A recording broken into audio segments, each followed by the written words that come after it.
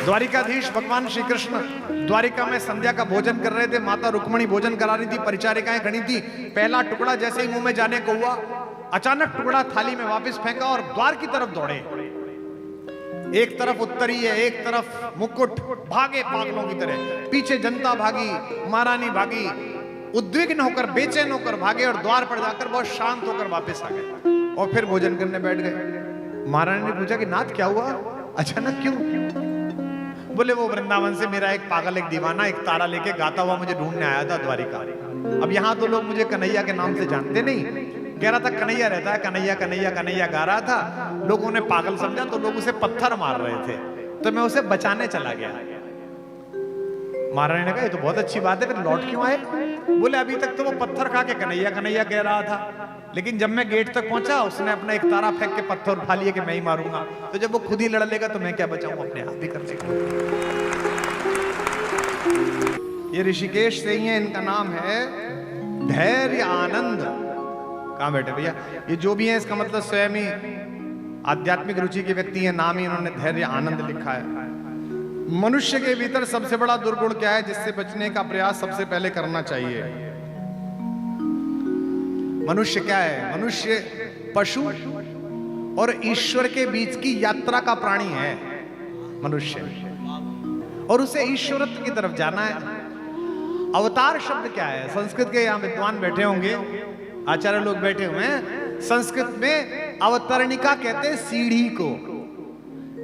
भगवान जिस स्वरूप में ऊपर से नीचे तक उतर के आता है उस स्वरूप को अवतार कहते हैं, अवतरणिका। हम पशु से चले थे और हमें ईश्वर के प्रति पहुंचना है, ईश्वर तक पहुंचना है। तो पशुता के जितने भी दुर्गुण हैं वो हमारे साथ यात्रा करते हैं। इसीलिए हम कई बार एकांत में पशु हो जाते हैं। पशु भी जितना पशु नहीं है उतने हम पशु हैं, क्योंकि हमसे सामाजिक शिष्टाचार की अपेक्षा रखी जाती है। जैसे आप जंगल में रहने वाले किसी भी जानवर को उसका भोजन हो जाने के बाद हत्या करते हुए नहीं देखेंगे। शेर अपना पेट भर लेगा या कार्बेट में राजाजी पार्क में, उसके बाद मुंह के आगे से हिरन निकल जाएगा, मारेगा नहीं। वो पशु है, तथाकथित रूप से जंगली है। और हम और तुम मनुष्य हैं, भर पेट खाना खा लिया, इसके बाद थोड़ी देर बाद पत्नी ऐसी कोई स्वादिष्ट डिश लाई जो आपको पसंद है तो उसे भी खा गए। फिर बाहर निकले घूमने के लिए, आइसक्रीम मिल गई, उसे भी खा गए, खाए जा रहे हैं। इसीलिए हमारे संपर्क में जितने पशु पलते हैं, कुत्ते जो हमारे घर में पलते हैं वो लालची हैं। जैसे ही आप खाना खाना शुरू करते हो वो कुत्ता आ जाता है, उसको समझाना पड़ता है, नहीं बेटा ऐसे नहीं करते, उसकी मां समझाती रहती है। लेकिन जंगल का जो कुत्ता है वो पेट भरने के बाद प्रयास नहीं करेगा, क्योंकि इस कुत्ते को जो मनुष्यों के साथ रह रहा है इसे मनुष्यों ने जंगली बना दिया। ये तो अच्छा खासा वहां था बेचारा। तो पशु और मनुष्य के बीच की यात्रा, इसमें सबसे बड़ा दुर्गुण धैर्य आनंद, जिससे तुम्हें बचना चाहिए, तभी तुम्हें धैर्य प्राप्त होगा, आनंद प्राप्त होगा, वो है लोभ। अपने नाम को ठीक से समझो, तुम्हारा नाम ही उत्तर है, क्योंकि धैर्य ही आनंद का आगमन सुनिश्चित करता है। धैर्य छूट जाता है। लोभ बहुत बड़ा, लोभ बहुत बड़ी दलदल है। सच्चा पहली आवाज अंदर से आती है आत्मा की। हम जैसे उसे सुनना शुरू करते हैं, दो वकील आ जाते हैं बात करने के लिए। एक का नाम है मस्तिष्क और एक का नाम है मन। दोनों ज्ञान देना शुरू कर देते हैं, भाई साहब क्या रखा है ले लो। अरे भाई साहब, एक हमारे यहाँ कथा है किराता अर्जुनियम। एक राजा था, बड़ा प्रजावत्सल, प्रजा का बहुत ध्यान रखने वाला, बहुत अच्छा, साधु संतों की सेवा करने वाला। एक दिन उसने बाहर शोर सुना, देखा कि एक क्रोधित मुनि गालियां बक रहा है राजा के दरवाजे पर। नाश चाहे इस राजा का, क्या दुष्ट प्रजा पैदा की है, नास्तिक लोग भर रखे हैं, अधर्मी लोग। राजा बाहर भागा। राजा ने कहा महाराज इतने नाराज क्यों हो रहे हो, क्या अपराध हो गया? बोले मैं तेरे राज्य में विश्राम करना चाहता था और मैंने चौराहे पे घोषणा की, दो आस्तिक भी नहीं आए ये कहने के लिए कि महाराज मेरे रुक जाओ। राजा ने कहा अरे क्षमा करिए प्रजा को, आपका सेवक हाजिर है, आप मेरे राजभवन में चलिए। बोला अच्छा, तेरे राजभवन में जहां घोड़े बनते हैं, जहां चपरासी रहते हैं, वहां रहूं और तू उसमें रहे अपने कक्ष में। राजा ने कहा नहीं महाराज, मेरे कक्ष में आप निवास करिए। अच्छा तेरे कक्ष में मैं जमीन पे सोऊं, तू शैया पे सोए चंदन की? नहीं महाराज, आप मेरी शैया पे सोए। साधु अंदर चला गया। राजा बहुत अच्छा था, राजा ने कहा इस शैया पे सोइए। राजा नीचे सो गया। सुबह साधु के उठने से पहले खड़ाऊं ठीक रख दे। साधु स्नान करने के लिए जाए तो उनका कॉपिन धो के टांग दे राजा। सेवक से काम नहीं कराया। 1-1.5 महीने साधु ने सोचा मैं देखता हूं ये कब ऊबता है मुझसे, मैं तो थका दूंगा। राजा 45 दिन बाद भी उसी चेष्टा के साथ सेवा में लगा। अच्छा राजा था। 45 दिन बीतने के बाद साधु ने कहा कि भाई मैं तो मुक्त हो गया तुझसे, क्या आदमी है तू, मेरी तो गलत धारणा थी बेटा, अब मैं जंगल जा रहा हूं। राजा ने कहा अरे महाराज रुकिए, अभी सेवा का अवसर कहां दिया, वर्ष 2 वर्ष तो रुकिए, इस पापी को अपनी सेवा का अवसर दीजिए। बोले नहीं मैं जंगल जा रहा हूं। अच्छा सुन, यहां साधु ने अपने उत्तरीय में लिपटी हुई एक सरकंडे की नोक निकाली और बोले मुंह खोल, अपनी जिब्या बाहर निकाल। राजा ने जिब्या बाहर निकाली, उसने जिब्या पे लिखा ओम और कहा आज से तुझे वरदान देता हूं कि पशु पक्षी तेरी भाषा समझेंगे, तू पशु पक्षियों की भाषा समझेगा, पर यह बात किसी को पता लग गई तो यह सिद्धि चली जाएगी, किसी को पता नहीं चलने से। उसने कहा अब जो आ गया प्रभु। उसने रानी को भी नहीं बताई। पशु पक्षी क्या बात कर रहे हैं, घोड़ा क्या बात कर रहा है, राजा पहचान लेता था। एक दिन संध्या के समय राजा अपने महल के ऊपरी हिस्से में हाथ में सुरा का पात्र लिए घूम रहा था। किले के चारों तरफ एक नाला था जैसे किले की रक्षा में होता है। वहां पूरे किले का गंदगी जहां आकर पड़ती थी, मलमूत्र, वहां सुअर रहते थे। वराह सुअरों में शोर मचा, चिंगाड़ने लगे सुअर, झगड़ा हो गया। तो राजा ने झांक के देखा तो जो सुअरों का सरदार था वो अपनी पत्नी से लड़ रहा था। उसकी पत्नी थोड़ा लेट आई थी रात्रि में। वो कह रही थी मैं रास्ते में फंस गई थी, वहां कीचड़ ज्यादा थी, वहां भंवर ज्यादा था। तो सुअरों का सरदार बोला मैं सब जानता हूं तेरा प्रेमी कौन है और मुझे पता है तू लेट क्यों आई है। मैं इस राजा की तरह बावला थोड़ी हूं, कुछ पता ही नहीं है इसको, मूर्ख को।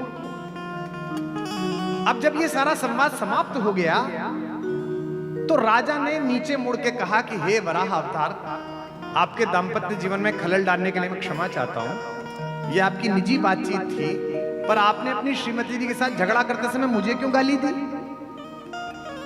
तो सुअर ने कहा अच्छा तू मेरी भाषा जानता है? बोले हाँ जानता हूं। बोले मूर्ख तो तू है ही, तेरे मंत्री लगान के बहाने लोगों को लूट रहे हैं, तेरी सेना गफलत में सोई पड़ी है, तेरे बाहरी प्रांतों के हिस्सों पर पड़ोसियों ने कब्जा कर लिया है, तेरा लगान तेरे जनसेवकों ने चुरा के घर में इकट्ठा कर लिया है, तू तो मूर्ख है। राजा ने कहा नहीं सब कुछ ठीक चल रहा है, सुबह ही मैंने राजमंत्री से बात की थी, राजपुरोहित से बात की थी, राज ज्योतिषी से बात की थी, प्रधानमंत्री जी को बुलाया था।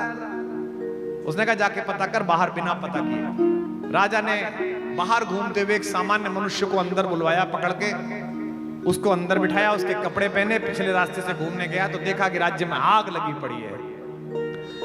अगले दिन सुबह एनएसजी कमांडो भेज के पूरा मंत्रालय गिरफ्तार, ट्रेजरी गिरफ्तार, सारे अफसर गिरफ्तार, सेनापति गिरफ्तार, सबके घर की तलाशी हुई। जितना राजकोष था उससे 3 गुना निकला उनके घरों में। राजा ने सुशासन स्थापित किया, 2-3 महीने लग गए, ठीक हो गया सुशासन। अब कथा आती है, एक दिन फिर राजा छत पर था। अब उसे याद आया कि यार इस सुअर के कारण शांति हुई। उसने नीचे जाके कहा वरादेव कहाँ हैं आप प्रभु?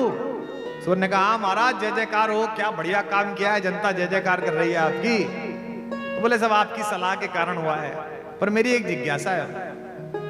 मैंने अपने प्रधानमंत्री से बात पूछी थी कि प्रजा में सब उत्तम है क्या? उन्होंने कहा कुशल है। उन्होंने सच क्यों नहीं बोला मुझसे? वराह ने कहा इसलिए सच नहीं बोला कि वो डरते थे कि तुम उन्हें उनकी वर्तमान स्थिति से हटा के नीचे ना फेंक दो कहीं। बोले मैंने सेनापति से पूछा, वो क्यों नहीं बोले? बोले वो भी डरते थे कि तुम सेनापति के पद से हटा के उन्हें सैनिक ना बना। बोले मैंने राजपुरोहित से पूछा, बोले वो भी डरते थे कि तुम उन्हें वापस किसी मंदिर में ना भेज दो। तो बोले कि सबने झूठ बोला, फिर आपने सच क्यों बोला प्रभु? वराह से पूछा राजा ने। तो वराह ने कहा जहां मैं पड़ा हूं वहां से तू नीचे कहां फेंक देगा मुझे? इसलिए हर राजा से अनुरोध करता हूं कि एक वराह अपने पास रखा करो, जो जनता को दिखाई ना दे, जो आपको बताता चले। तो धैर्य आनंद लोभ की दलदल सबसे खतरनाक है, सबसे जबरदस्त दलदल है। उसमें जो फंस जाता है वो बहुत कष्ट पाता है। इसलिए चिंता मुक्त रहो, सकारात्मक प्रयास करो और प्रयास की एक सीमा पर जाकर ईश्वरीय विधान पर छोड़ दो। और ये मैं इसलिए नहीं कह रहा कि मैं इस उद्बोधन पीठिका पर बैठा हूं, ये मैंने करके देखा है। प्रयास करो, पूरी मेहनत करो, पूरी आत्मा के साथ काम करो, उसके बाद में जो फल अफल है उसकी चिंता छोड़ दो। ये हमारे अधिकतम जिस दल के लोग बैठे हैं, पिछले 6 वर्षों में इस देश में ऐसा कोई चुनाव नहीं होता, ना लोकसभा का ना राज्यसभा का, जब ये अखबार वाले और मीडिया वाले हमको ना छापते होंगे ये गए और ये आए। मुझको पता ही नहीं होती, मेरा कोई प्रयास ही नहीं है, मेरा कोई मतलब ही नहीं है। मुझे जो काम ईश्वर देगा, जिस क्षण मुझे चेतना देगा, वो मैं काम करूंगा। इसलिए धैर्य आनंद, जब तुझसे ना सुलझे तेरे उलझे हुए धंधे, भगवान के इंसाफ पर सब छोड़ दे बंदे। खुद ही तेरी मुश्किल को वो आसान करेगा, जो तू नहीं कर पाया वो भगवान करेगा। कुछ तो उस पर छोड़, कोई काम तो उस पर छोड़। द्वारिकाधीश भगवान श्री कृष्ण द्वारिका में संध्या का भोजन कर रहे थे, माता रुक्मणी भोजन करा रही थी, परिचारिकाएं खड़ी थी। पहला टुकड़ा जैसे ही मुंह में जाने को हुआ, अचानक टुकड़ा थाली में वापस फेंका और द्वार की तरफ दौड़े। एक तरफ उत्तरी है, एक तरफ मुकुट, भागे पागलों की तरह। पीछे जनता भागी, महारानी भागी, उद्विग्न होकर बेचैन होकर भागे और द्वार पर जाकर बहुत शांत होकर वापस आ गए और फिर भोजन करने बैठ गए। महारानी ने पूछा कि नाथ क्या हुआ, अचानक क्यों? बोले वो वृंदावन से मेरा एक पागल, एक दीवाना, एक तारा लेके गाता हुआ मुझे ढूंढने आया था द्वारिका। अब यहाँ तो लोग मुझे कन्हैया के नाम से जानते नहीं, कह रहा था कन्हैया रहता है, कन्हैया कन्हैया कन्हैया गा रहा था। लोगों ने पागल समझा तो लोग उसे पत्थर मार रहे थे, तो मैं उसे बचाने चला गया। महारानी ने कहा ये तो बहुत अच्छी बात है, फिर लौट क्यों आए? बोले अभी तक तो वो पत्थर खा के कन्हैया कन्हैया कह रहा था, लेकिन जब मैं गेट तक पहुंचा उसने अपना एक तारा फेंक के पत्थर उठा लिए कि मैं ही मारूंगा। तो जब वो खुद ही लड़ लेगा तो मैं क्या बचाऊं, अपने आप ही कर लेगा। इसलिए धैर्य आनंद, असफलताओं को स्वीकार मत करो। मैं जीवन में एक असफल आदमी तुम्हारे सामने बैठा हूं, इंजीनियर नहीं बन पाया, बाकी जीवन के अन्य क्षेत्रों में मानवीय आकलन के आधार पर असफल हुआ, पर जब भी असफलता मिले तो लगे समझ लेना कि तुम्हें किसी बड़े उद्देश्य के लिए ईश्वर तैयार कर रहा है। और तुम ऋषिकेश में ये बात पूछ रहे हो, इस पर मुझे बड़ा आश्चर्य है। इसी ऋषिकेश में शिवानंद आश्रम में केरल के एक समुद्र तट से, तमिलनाडु के एक समुद्र तट से आया हुआ एक युवक एनडीए में सेलेक्ट होकर यहां आया था अपनी बहन के गहने बेचने, इस्लाम मानने वाला। और जब वो सेलेक्ट नहीं हुआ तो इसी ऋषिकेश में, जहां आज ये पार्किंग बनी हुई है, इसी की शिला पर गंगा में कूदकर आत्महत्या के विचार से संध्या के समय घूम रहा था। शिवानंद जी ने देखा कि उद्विग्न युवक इधर उधर घूम रहा है और नीचे झांकता है। शिवानंद जी ने कहा बेटा यहां मत खड़े हो, गंगा का प्रवाह ज्यादा है, अंदर आश्रम में आ जाओ।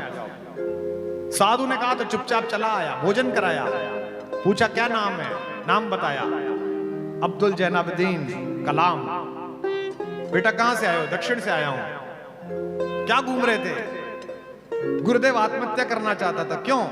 बहन के गहने बेच के यहां पर आया था सोच के कि पायलट बन जाऊंगा, और इंटरव्यू से वापस लौट गया। अब क्या करूंगा? कोई नहीं, जाने के पैसे नहीं है। गुरुदेव ने पैसे दिए कि जो सुबह चले जाना। सुबह जब जाने लगे कलाम साहब, तो कलाम साहब ने कहा आप तो साधु हैं, भगवान के निकट हैं, ईश्वरीय संकेतों को समझते हैं, मुझे बताइए मैंने इतनी मेहनत की, मेरा सिलेक्शन क्यों नहीं हुआ पायलट के रूप में? शिवानंद जी ने मुस्कुराते हुए, पुष्प चुनते हुए कहा बेटा भगवान ने तुम्हें यह काम इसलिए नहीं दिया क्योंकि ईश्वर तुम्हें इससे बहुत बड़ा कोई काम देना चाहता है। आज आकाश में भारतीय तिरंगे की ये वर्चस्व ध्वनि जो गूंजती है, इसके पीछे उस सनातनी मुसलमान का स्वर भी है जिसे एपीजे अब्दुल कलाम कहते, जो यहीं से होकर गया। इसलिए धैर्य आनंद, धैर्य रखो आनंद के साथ। जब लगे कि अब कुछ नहीं हो रहा है, मैंने अपना काम कर दिया, गंगा के किनारे बैठो और गाओ बस। क्या? हमारे साथ जब रघुनाथ तो किस बात की चिंता, हमारे साथ जब रघुनाथ तो किस बात की चिंता, हमारे साथ जब रघुनाथ तो किस बात की चिंता, हमारे